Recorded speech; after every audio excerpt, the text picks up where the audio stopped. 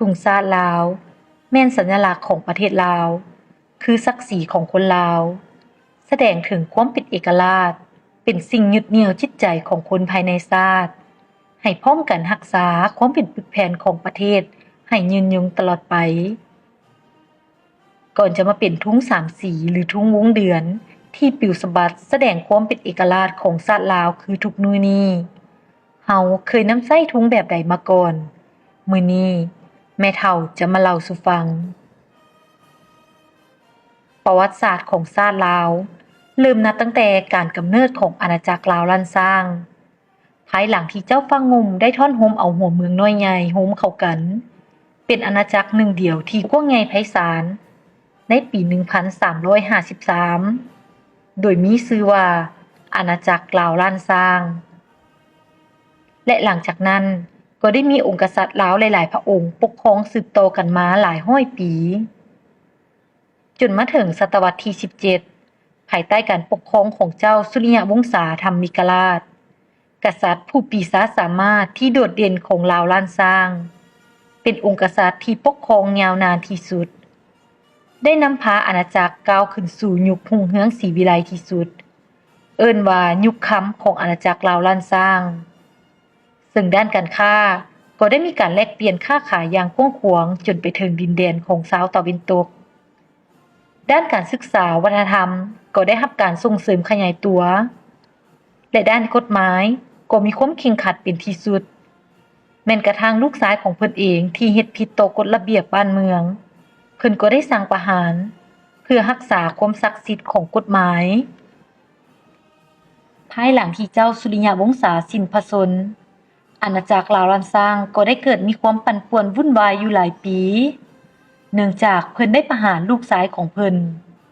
และก็บ่มีโอรสขึ้นสืบทอดแทนบัลลังก์มีแต่หลานน้อยๆที่บ่ทันฮู้เดียงสาบ่สามารถขึ้นเป็นเจ้าแผ่นดินได้พวกเสนาอามาตย์จึงฉวยโอกาสญาติสิงกันขึ้นเป็นผู้รักษาการแทนเจ้าแผ่นดินจึงเกิดมีความวุ่นวายเป็นเวลาถึง7ปีนับแต่ปี 1695 หาปี 1702 จนในที่สุดเจ้าชายองค์เวจึงได้ยกกำลังมายึดอำนาจการปกครองอยู่เวียงจันทน์ได้สำเร็จและได้ขึ้นเป็นเจ้าแผ่นดินในปี 1702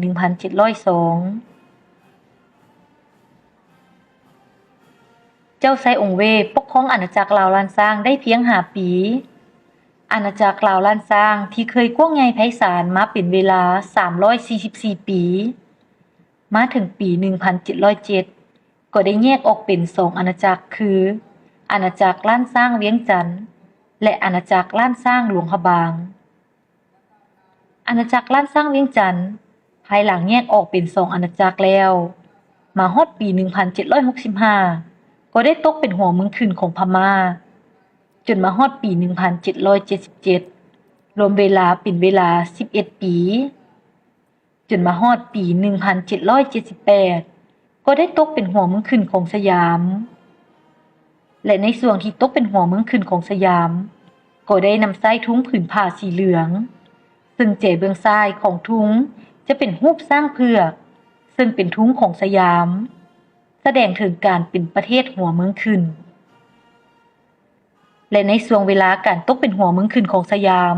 เจ้าอนุวงศ์ก็ได้นำพาประชาชนอาณาจักรลาวล้านซางเวียงจันทน์ลุกฮือขึ้นแต่ก็บ่เป็นผลสำเร็จและสิ้นสุดด้วยการเสียชีวิตของเจ้าอนุวงศ์ภายหลังที่เจ้าอนุวงศ์เสียชีวิตสยามก็ได้ยกเลิกการเป็นประเทศสลาดของอาณาจักรล้านซางเวียงจันทน์และได้โอนดินแดนอาณาจักรเวียงจันทน์ขึ้นโดยกงกับบางกอกในปี 1828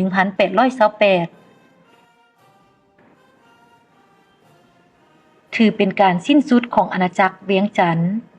และเป็นการสิ้นสุดการนำใช้ทุ้งสีเหลืองผืนนี้และหลังจากนั้นก็บ่ได้มีเจ้าชีวิตเวียงจันทน์สืบเชื้อสายปกครองบ้านเมืองอีกต่อไปและได้เปลี่ยนชื่ออาณาจักรเวียงจันทน์กลายเป็นมณฑลลาวพวนตั้งเมืองหนองคายเป็นเมืองเอกของมณฑลลาวพวนอาณาจักรจำปาสักได้ตั้งตนเป็นเอกราชในปี 1713 ได้ปกครองตนเองเพียง 65 ปีนับตั้งแต่ปี 1713 หาปี 1778 ก็ได้ถูกสยามบุกโจมตีและยึดครองในปี 1778 จนถึงปี 1907 ดินแดนจำปาสักจึงได้ตกมาเป็นอาณานิคมของฝรั่ง และในช่วงสงครามโลกครั้งที่ 2 สยามได้ยึดจำปาสักขึ้นไปอีก จนถึงปี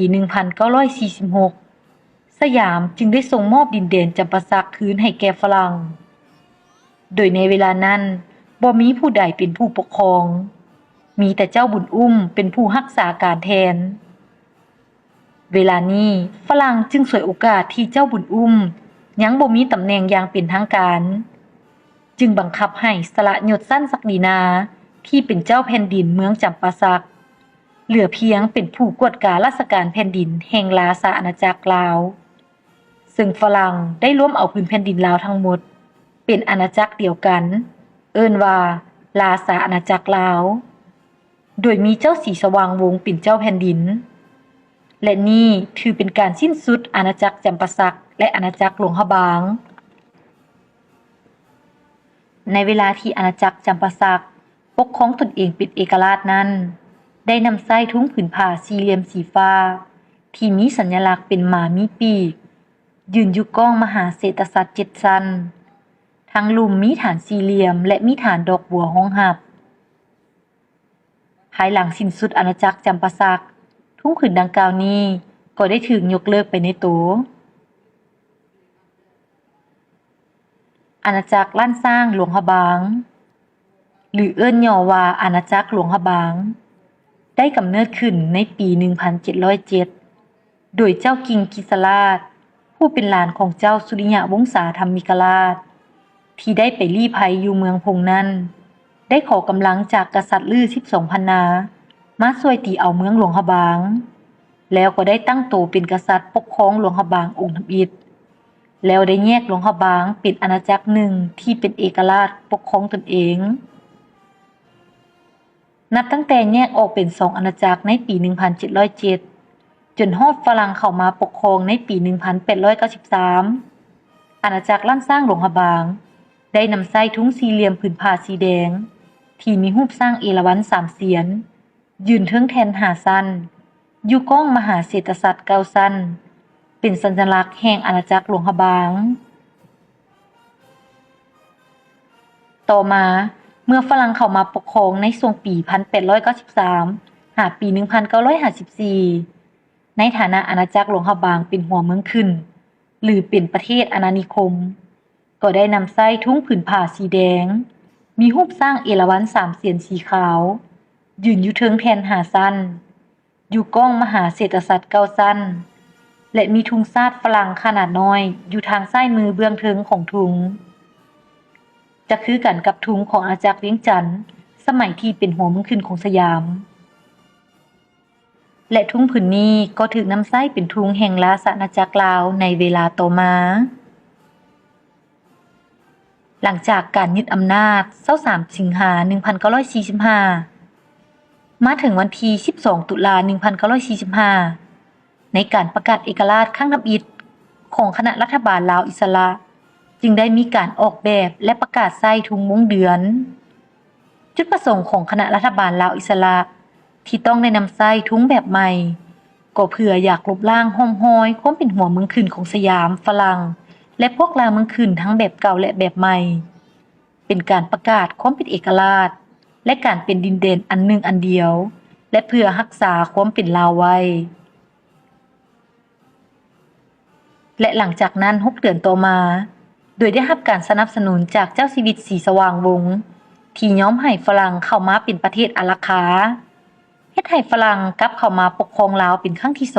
2และล้มล้างรัฐบาลลาวอิสระลงแล้วกลับไปนำไส้ทุ่งที่มีสัญลักษณ์ของทุ่งฝรั่งคืนนับตั้งแต่ปี 1946 หาปี 1954 ส่วนทุ่งวงเดือนก็ได้กลายมาเป็นสัญลักษณ์ของขบวนการปฏิวัติฝ่ายประเทศลาวภายหลังที่ลาวได้รับเอกราชจากฝรั่ง